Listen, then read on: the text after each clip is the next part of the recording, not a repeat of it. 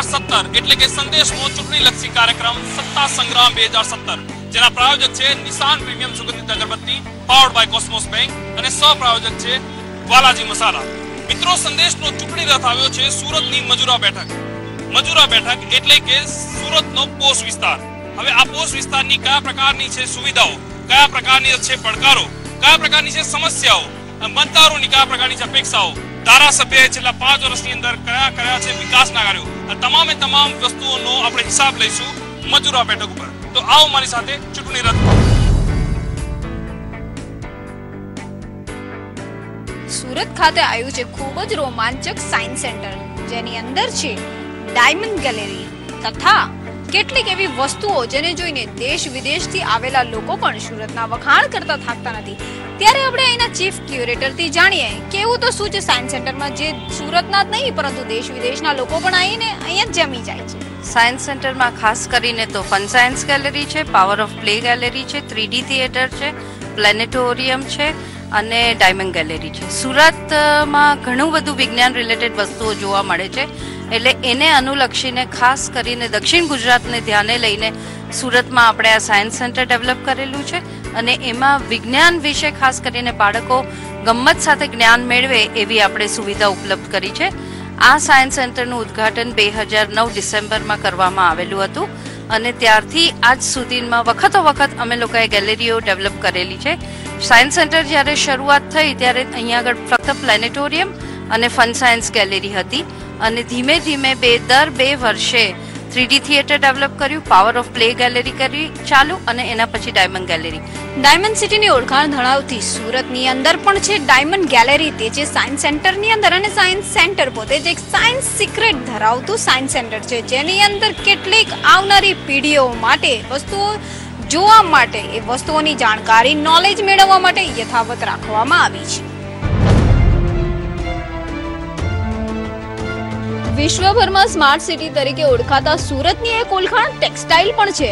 Textile એક એવું ધબ છે જે ટેક્સટાઇલ ઉદ્યોગ અલગ રાજ્યોની અંદર સુરત ખાતેથી ટેક્સટાઇલનો ખૂબ જ ધબધબતો વેપાર થાય છે। ત્યારે આપણે વાત કરીને જાણીએ દેવકિશનજી જોડે કે ટેક્સટાઇલનું ઉત્પાદન ક્યાંથી થયું અને એનો ઇતિહાસ શું છે।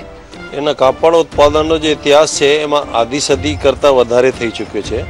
પહેલાં અહીંયા બિલકુલ સિમ્પલ ને સાદા વસ્તુઓ બનતી હતી, સ્ટેપલની બનતી હતી, નાયલોનની બનતી હતી, એમાં પાજામાનો કપડો અને બોસ્કી જે આપણે કહીએ છીએ આ ટાઈપની વસ્તુઓ બનતી હતી અને એને જે ક્રાંતિકારી પરિવર્તન જે આવ્યો જ્યારે સુરત ટેક્સટાઇલ માર્કેટ બનવા સ્ટાર્ટ થયો એ 1972માં એ બનવા માંડ્યો। ત્યાં વિભિન્ન રાજ્યોમાં જે વેપારીઓ અહીંયા આવતા હતા આ લોકો દુકાનો લીધી અને ધીમે કરીને સાડીની શરૂઆત થઈ। નાયલોનની ને ચમક સ્ટેપલની અહીંયા સાડીઓ બનતી હતી, નેટની બનતી હતી, એમ ધીમે કરીને એનો વિકાસ થતો ગયો। પછી એમાં એક આઇટમ વધતી ગઈ, એમાં ક્રીમ વુલી, પોલિસ્ટર આ ટાઈપની સાડીઓ બનવા માંડી અને 20 લાખના લોકો રોજગાર પ્રાપ્ત કરે છે અને 40,000 કરોડ કરતાં વાર્ષિક ટર્નઓવર ખાલી રેડી ગુડ્સનું છે અને ટોટલ ટર્નઓવર આપણે ગણીએ તો 90,000 કરોડથી 1 લાખ કરોડ સુધી થઈ ગયું છે। આ તો વાત થઈ સુરત ખાતેની, પરંતુ ટેક્સટાઇલ ઉદ્યોગ એટલું ધગધગતું છે કે સુરતનું હૃદય ટેક્સટાઇલને માનવામાં આવે છે। ત્યારે ટેક્સટાઇલની અંદર સુરત ખાતે દૂરથી રાજસ્થાન કહો કે ઉદયપુર કહો, અનેક જગ્યાએથી વેપારીઓ પણ અહીંયા પોતાનો માલ ખરીદી કરવા માટે આવે છે।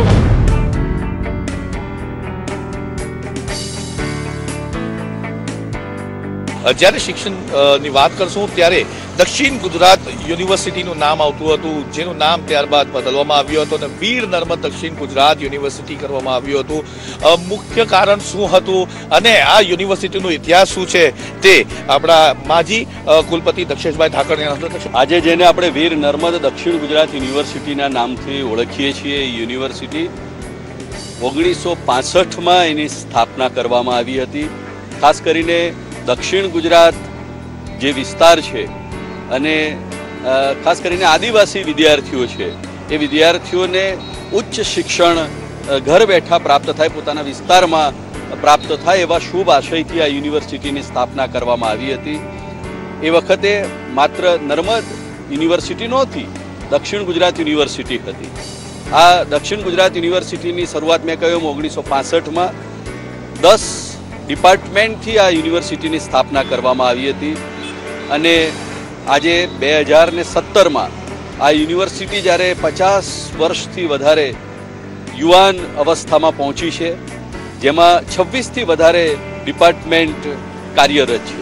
મને કહેતા આનંદ થાય છે કે આસપાસના 6 જિલ્લાના તળ પ્રદેશના આદિવાસી વિદ્યાર્થીઓ ખૂબ મોટા પ્રમાણમાં આ યુનિવર્સિટીમાં જ્ઞાનની ઉપાસના કરે છે.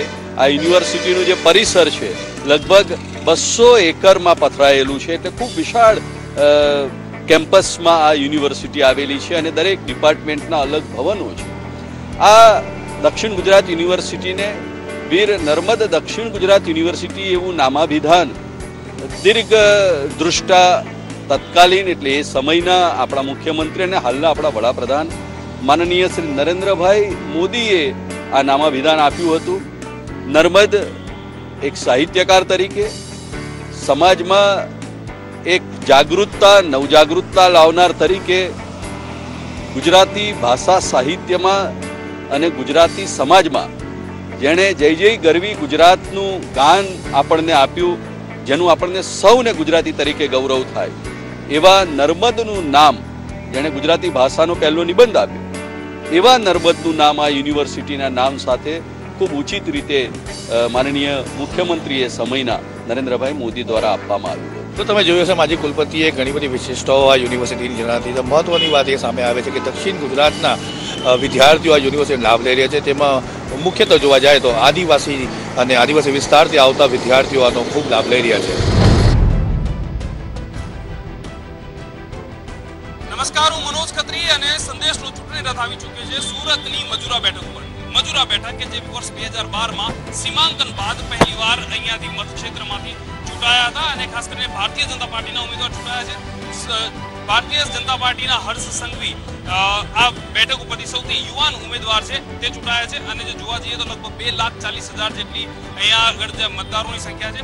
આપણે આ અહીંયા જે મજુરા બેઠક છે ત્યાં કયા પ્રકારની સમસ્યાઓ છે, કયા પ્રકારના પડકારો છે, કયા પ્રકારના ઉકેલ છે, તમામે તમામ વાત જાણીશું. આપણી સાથે છે અહીંયા આગળ ભારતીય જનતા પાર્ટી અને તેની એક મજબૂત ટીમ ઉપસ્થિત છે. ખાસ કરીને આપણે જોઈએ તો ધારાસભ્ય સહિતના લોકો અહીંયા આગળ ઉપસ્થિત છે, મહિલા આગેવાનો ઉપસ્થિત છે. બીજી તરફ જો જોઈએ તો કોંગ્રેસના આગેવાનો ઉપસ્થિત છે, કોંગ્રેસના પણ યુવા આગેવાનો ઉપસ્થિત છે, તેમના નેતાઓ ઉપસ્થિત છે. આપણે બંને પાસે સવાલ કરીશું અને કયા પ્રકારના આક્ષેપો છે, કયા પ્રકારના દાવા છે એ બંને જોઈશું. સૌથી પહેલા જઈએ અહીંયાના જે ધારાસભ્ય હર્ષ સંઘવી પાસે. હર્ષભાઈ, સૌથી પહેલા આપણે પૂછવા માંગીશું કે છેલ્લા 5 વર્ષના લેખાજોખા જોઈએ કયા પ્રકારનું અહીંયા આગળ હિસાબનું સર્વેયું રહ્યું છે? હું ગુજરાતમાં સૌથી યુવાન ધારાસભ્ય તરીકે 2012માં જ્યારે આ વિસ્તારના લોકોએ મને મતદાન આપીને ખોબે મતદાન આપીને ગુજરાતની 4થી હાઈએસ્ટ લીડથી જીતાડીને ગુજરાતની વિધાનસભામાં જ્યારે મોકલ્યો ત્યારે મારી એક વિશેષ જવાબદારી આ વિસ્તાર માટે લાગતી હતી. આ વિસ્તાર એ ગુજરાતનો સૌથી વિશિષ્ટ અને એક સારી વિધાનસભા તરીકે ઓળખાતી આ વિધાનસભા છે મજુરા વિધાનસભા. મજુરા વિધાનસભામાં એજ્યુકેશનની વાત કરીએ, મહિલા સુરક્ષાની વાત કરીએ, સામાજિક સુરક્ષાની વાત કરીએ, ભૌગોલિક વ્યવસ્થાઓની વાત કરીએ, તમામ રીતે મજુરા વિધાનસભામાં હું જ્યારથી ચૂંટાયેલો છું ત્યારે બી પરિસ્થિતિ સારી હતી, એની પહેલા બી સારી હતી, પરંતુ એનાથી વિશેષ અને વર્લ્ડ ક્લાસ લેવલની જવાબદારીઓને જે અહીંના વ્યવસ્થાઓ મળે તે માટે અનેક પ્રયાસો કરીને બમરોલીની અંદર અનેક સમસ્યાઓ હતી. ત્યાં કોંગ્રેસના કોર્પોરેટર હતા પહેલા, ત્યાં પાણીની, ગટરની, સ્ટ્રીટ લાઇટની અનેક પરિસ્થિતિઓ ખરાબ હતી. એ બમરોલીને આજે 100% LED પ્રૂફ કરી છે. અમે લોકોએ નવી ડ્રેનેજ લાઇન કમ્પ્લીટ કરી છે, હોસ્પિટલ નવી બનાવરાવેલી. ત્યાં સુરત શહેરની સિવિલ હોસ્પિટલ મજુરા વિધાનસભામાં સિવિલ હોસ્પિટલ જે આવેલી ત્યાં મારો રેગ્યુલર દરરોજ વીકમાં કમસે કમ 3-4 દિવસનો રેગ્યુલર પ્રવાસ હોય છે. આ વિસ્તારના પ્રશ્નોને સુરતમાં કદાચ કોઈ બી ધારાસભ્યના જેટલા પ્રશ્નની ઇતિહાસ એટલા સંકલનની અંદર આ વિસ્તારના પ્રશ્ન આજ તક મેં ઉઠાવેલા છે. પાર્કિંગની સમસ્યા હોય, ટ્રાફિકની સમસ્યા હોય, સુરત શહેરની તાપી નદી જે વર્ષોથી કોંગ્રેસ જ્યારે 50 વર્ષ પહેલા જે તાપી નદીની પરિસ્થિતિ જે આજે એકદમ ગંદકી થઈ ગયેલી હતી, એ ગુજરાતમાં સુરતમાં સૌથી પહેલો પ્રશ્ન ઉઠાવનાર કોઈ યુવાન ધારાસભ્ય તરીકે આ તાપીનો પ્રશ્ન તો ઉઠાવ્યો જ, પરંતુ રાજ્ય સરકાર તક લઈ ગયો ને રાજ્ય સરકાર મુખ્યમંત્રીશ્રીની મદદ કરીને અને એમની મદદ લઈને આજે કેન્દ્રમાં ગઈ છે અને કરોડો રૂપિયાની આજે અમે લોકોએ ગ્રાન્ટ મેળવીને તાપી આવનારા દિવસમાં ગેમ્સ નદી જેવી બનશે એવી વ્યવસ્થાઓ કરે. ધારાસભ્ય જે દાવા કરે કે છેલ્લા 5 વર્ષની અંદર વિકાસ કાર્યો તેમણે કર્યા છે આ વિસ્તારના વિકાસ માટે, શું જવાબ છે? એ 2012માં ધારાસભ્ય થયા અને એ પોતે એમ કહેતા હોય કે ડ્રેનેજ પાણીની સમસ્યા જે વિસ્તારમાંથી બમરોલી વિસ્તારમાં મારા આવ્યા પછી મળી. 1995થી સુરત મહાનગરપાલિકામાં ભારતીય જનતા પાર્ટીનું શાસન છે, એટલે 1995થી શાસન હોવા છતાં સૌ નિષ્ફળ ગયો છે. મતલબ આ થયો એમના ધારાસભ્યના જે સવાલ છે, જે ધારાસભ્યશ્રીએ કીધું કે આ વિસ્તારમાં પાણીની ડ્રેનેજની સમસ્યાથી મારા આવ્યા પછી પ્રશ્ન હલ થયો. તો 1995થી ભારતીય જનતા પાર્ટીના શાસકો તો કોર્પોરેશનમાં બેસીને ભ્રષ્ટાચાર કરતા હતા કે 95થી રાજ હતું તોય ડ્રેનેજ કે પાણીની સુવિધા વિસ્તારને નથી આપી શક્યા. તો એમને શરમ આવી જોઈએ. આવા શબ્દો વાપરતા પહેલા હું સીધો કહું છું કે એમનો મતલબ છે કે ભારતીય જનતા પાર્ટીના શાસકો સાવ નિષ્ફળ ગયા છે અને એમનો જોતો જોતો દોરો છે. એમનો ધારાસભ્ય એમ કહે છે કે મારા પછી આ વિસ્તારમાં પાણી મળે છે. એ ધારાસભ્ય પણ જુઠ્ઠા છે, એમના દાવા પણ પોકર છે. બમરોલી વિસ્તારમાં જઈને ભરો, આજે પણ લોકોને પીવાનું શુદ્ધ સારું પાણી મળતું નથી. ડ્રેનેજની સમસ્યા ઢેરને ઢેર છે. પ્રાથમિક સુવિધા નામે આજે પણ ઝીરો છે. આજે પણ લોકો વલખા મારે છે. એમના મતે ખાલી મજૂરા વિધાનસભા એટલે ગોળદો road, city light, new city light area, એ બમરોલીમાં કે આઝાદનગર ઝુંપડપટ્ટીમાં જાય તો ત્યારે એને ખબર પડે કે ભાઈ પરિસ્થિતિ શું છે લોકોની. લોકો આજે પણ પ્રાથમિક સુવિધા માટે કેટલો વલખા મારી રહ્યા છે. હું એ જ કહેવા માંગુ છું, અસલમભાઈને ખબર નથી કે ત્યાં કોંગ્રેસના કોર્પોરેટર હું આવ્યો ત્યાર તક હતા, એ કેમ હરી ચૂક્યા. આજે બમરોલીમાં ભાજપના કોર્પોરેટર છે. એનું કારણ છે કે કોંગ્રેસના કોર્પોરેટરોએ ક્યારેય ત્યાં કામ નહીં કરેલું હતું.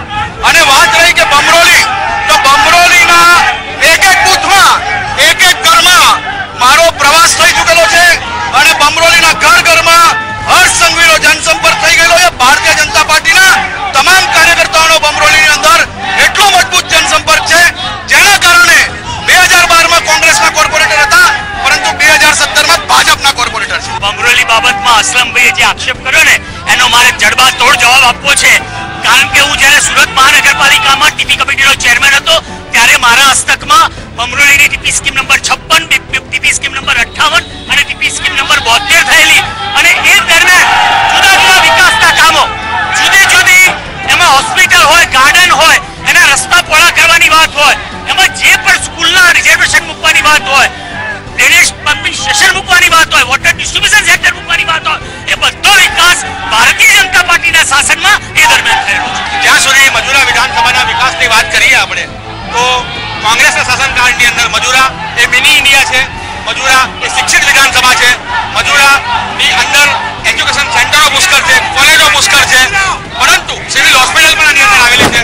પણ સિવિલ હોસ્પિટલની અંદર ટ્રીટમેન્ટો પ્રોપર થતી નથી. દવાઓ, ઔષધો બહુ મોંઘી મળે છે. પ્રાઇવેટ હોસ્પિટલની ટ્રીટમેન્ટના સંદર્ભમાં કહીએ તો ગરીબોને વ્યવસ્થિત ટ્રીટમેન્ટ મળતી નથી. અને જ્યાં સુધી વિકાસની વાત કરીએ તો આ વિધાનસભાને 3 પુલ પડી ગયા છે. આ ભારતીય જનતા પાર્ટીના ભ્રષ્ટ શાસકોના કાર્યકાળની અંદર તૂટી ગયા છે અને એમને માછલા ધોયા છે. એન્જિનિયરોના માથા પર 3 પુલો પાડ્યા છે. પેલો પુલ જે છે સ્ટેટ કેબલ બ્રિજ છેલ્લા 5 વર્ષથી પેપરના ફોટામાં જોઈએ છે. કેનાલનું કોઈ ડેવલપમેન્ટ નથી. ગૌચરની જમીનો વેચવામાં આવી છે. અને હું જ્યાં સુધી વાત કરું ત્યાં સુધી આ સોસાયટીની અંદર જે ડેવલપમેન્ટ થયું છે, રસ્તાની અંદર ખાડા છે, સ્ટ્રીટ લાઇટ પોલો જે કોંગ્રેસના શાસનમાં નખાઈ હતી એ 8 દિન સુધી બદલવામાં નથી આવી. ગોળદો રોડથી લઈને 1868 સુધી તમામ વિકાસ ફક્ત ને ફક્ત ભારતીય રાષ્ટ્રીય કોંગ્રેસ પાર્ટીના કાર્યકાળમાં થયો છે. મજૂરા વિધાનસભાનો વિકાસ એકમાત્ર કોંગ્રેસ, ભારતીય રાષ્ટ્રીય કોંગ્રેસના આભારી છે. વિકાસના દાવા છે તે ફોકર છે તેવું કહે છે. ખાસ કરીને સ્ટ્રીટ લાઇટ છે અને રોડ રસ્તાના કામો હજુ પણ યથાવત છે. આપ જાણો છો કે સુરત મહાનગરપાલિકાનો 95 પહેલાની જે સ્થિતિ હતી, અત્યારે 326 ચોરસ મીટરની અંદર પથરાયેલું આ સુરત, એમાં 65 ગામડાઓનો સમાવેશ થયો, 11 નગરપાલિકાનો સમાવેશ થયો. અમે પાણીની બાબતમાં 2022 સુધીનું પ્લાનિંગ કરીને અત્યારે લગભગ 90% લોકોને પાણી ઘર બેઠા પૂરું પાડીએ છીએ. Storm water line, drainage line, ગામડાઓ 65 જેટલા ગામડાઓના ગામતળના વિકાસ અમે તબક્કાવાર શરૂ કર્યો છે. અને આપ જોઈ શકો છો કે અનેક રાજ્ય સુરતને અનેક પ્રકારના એવોર્ડ પ્રાપ્ત થયા છે. આજે સ્માર્ટ સિટી કે સ્વચ્છ ભારતની અંદર પણ સુરતે અગ્રિમતા સ્થાન પ્રાપ્ત કર્યું છે. અહીંયાના જે યુવાનો છે તેમને પૂછીએ, ખાસ કરીને યુવા રોજગારી મુદ્દે, શિક્ષણ મુદ્દે અહીંની સ્થિતિ કેવી છે? યુવા રોજગારી મુદ્દે અને શિક્ષણ મુદ્દે આ ભાજપની સરકાર તદ્દન ફેલ ગઈ છે. લગભગ છેલ્લા 25 વર્ષથી ભાજપનું શાસન છે. નથી એક પણ ગ્રાન્ટેડ સ્કૂલ કે નથી એક ગ્રાન્ટેડ કોલેજ પણ આપી શક્યા છે. આ લોકો માત્ર ને માત્ર ખાલી ખોટી ને ખોટી વાતો કરે છે અને શિક્ષણનું તમામ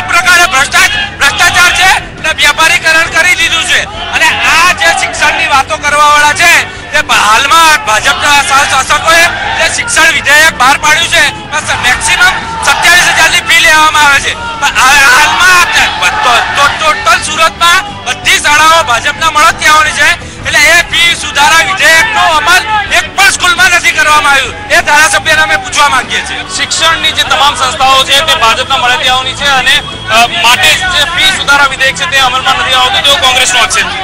હા, બિલકુલ ચૂંટણા ચલાવે છે કોંગ્રેસની. રાજ્યમાં મહારાષ્ટ્રમાં બધી જે શિક્ષણ સંસ્થાઓ છે કોંગ્રેસના નેતાઓની છે. ગુજરાતમાં કોઈ પણ ભારતીય જનતા પાર્ટીની નેતાની શિક્ષણ સંસ્થાઓ નથી. અને ફી સુધારાનો પહેલી વખત ભારતીય જનતા પાર્ટી સરકાર આવ્યા પછી આ નિર્ણય કરેલો છે કે 15,000, 20,000 અને 25,000 થી વધારે ફીસ પ્રાઇવેટ સ્કૂલ બી લઈ શકતી નથી. એના માટે ભારતીય જનતા પાર્ટીનો આભાર માનવો જોઈએ. આમાં કોંગ્રેસની નેતાઓની સંસ્થાઓ છે, ભારતીય જનતા પાર્ટી કોઈ નેતાઓની સંસ્થા નથી. આ જે ફી વિધેયકનો જે નિર્ણય છે અને જે નિયમ છે, શું કોંગ્રેસના એક બી રાજ્યમાં આજ તક લાવેલો છે આ પ્રકારનો નિયમ? શું કોંગ્રેસે ક્યારે બી કોઈ બી પ્રકારની આ સ્કૂલોની અંદર ફીસનો સુધારો આવે, ફીસ લૂંટાય નહીં, એના માટે કોઈ નિર્ણય કરેલો છે? ભાજપનો એવો દાવો છે કે તેમ છતાં પણ તેની અંદર સુધારા વિધેયક જે ફી સુધારા વિધેયક છે તેનો અમલ થયો. સુરત મહાનગરપાલિકા સંચાલિત જેટલી શાળાઓ ચાલે છે એ મોડર્ન સ્કૂલ બનાવવાની વાત કરનારા ભાજપ શાસકો 25 વર્ષની અંદર એક પણ મોડર્ન સ્કૂલ નથી બનાવી શક્યા. એમને માત્ર ને માત્ર માલે તુજારોને શિક્ષણનો વેપાર કરવા માટે, શિક્ષણની હાટડી ખોલવા માટે માલે તુજારોને સ્કૂલો સોંપી દીધી અને આજે એ શિક્ષણનો એટલી હદે વેપાર થયો કે જેને કારણે સામાન્ય બાળક ત્યાં આગળ ફી ભરીને ભરી નથી શકતો. આ શિક્ષણનો મોટા બીજું કે સુરત મહાનગરપાલિકાની અંદર જે ચાલતી શિક્ષણ પ્રથા છે એનો હમણાં જ નગર પ્રાથમિકનો જે અધિકારી હતો માખેચા કરીને એને ભારતીય જનતા પાર્ટીએ શાસક કર્યો. વહીવટી તંત્ર પર એમનો કોઈ પકડ નથી. બેરોજગારીના નામે જેટલા અહીંયા શિક્ષિત બેરોજગારો છે, સ્કિલ ડેવલપમેન્ટની વાત કરનાર ધારાસભ્યએ ઘણા બધા મેળાઓ કર્યા રોજગારી આપવા માટે, પણ એ મેળા બંધ કરી દેવા પડ્યા, કારણ કે એક પણ રોજગારી આપી ન શક્યા. આપણી પાસે મહિલા આગેવાનો છે, મહિલાઓને પૂછીશું, ખાસ કરીને મહિલાઓના જે સવાલ છે અહીંયા આગળ પૂછીશું કે સૌથી પહેલા આપને પૂછવા માંગીશ કે ખાસ કરીને કયા પ્રકારની અહીંયા આગળ પાયાની સુવિધાઓ છે, મહિલાઓની સુરક્ષા કયા પ્રકારની? મહિલાઓની સુરક્ષા માટે 181 અભયમની સુરક્ષા છે, જેમાં બહેનો ગમે ત્યારે અડધી રાતે પણ બહાર ફરી શકે છે.